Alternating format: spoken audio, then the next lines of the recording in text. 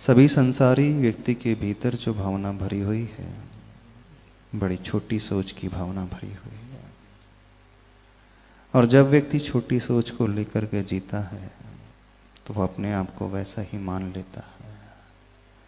वो ये भूल जाता है कि मैं भी ऊपर उठ सकता हूँ, मैं भी छलांग लगा सकता हूँ, मैं भी आसमान की ऊंचाइयों को पा सकता हूँ,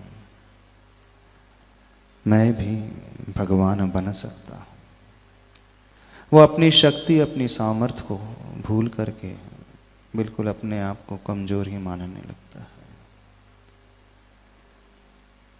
जब हम लोग पूज्य सुधासागर महाराज जी के साथ थे, महाराज जी ने एक बहुत अच्छी बात कही थी।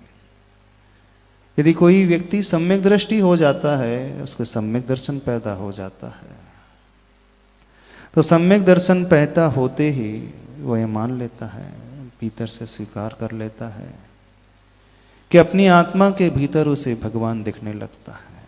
यानी सम्यक दृष्टि जीव सबसे बड़ा पामिष्ठ होता है। वो अपने भविष्य को छोटी पहचान लेता है, जान लेता है।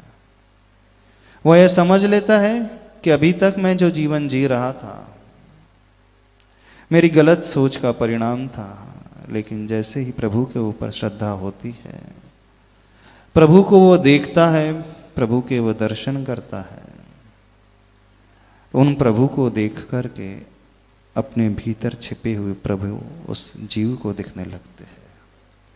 ऐसी ही करुणामयी दृष्टि आचार्य भगवान हम सबके लिए लाते हुए कह रहे हैं, हम थोड़ी सी उस महासत्ता की गवेषणा करना सीखें,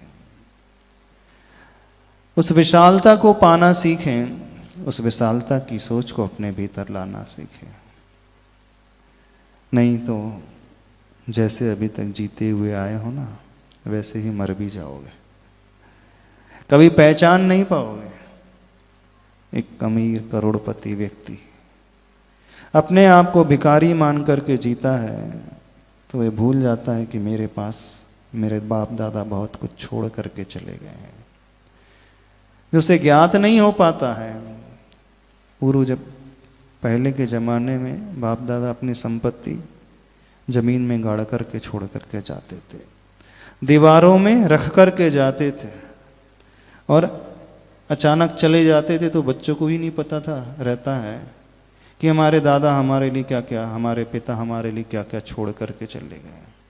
और अचानक जब वो घर बनाता है, खुदाई करता है, उसे घड़े मिलते हैं वो सोने के, चांदी के, तब वो महसूस करता है, अरे मैं तो किस खानदान में रहता था, मैं कितना अमीर था, मेरे पिता मेरे दादा कितने अमीर थे, सब कुछ होते हुए भी मैं पहचान नहीं पाया, उन्हें जान नहीं पाया, इसलिए गरीब बन करके ही जीता रहा।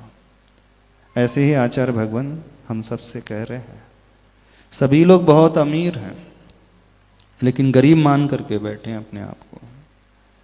वो अमीरता तब प्रकट होगी जब वो दृष्टि लाओगे। पेज नंबर 51 में आचार्य भगवान ने जो कहा था, महासत्ता की गवेषणा, यह विषय पूरा हुआ था।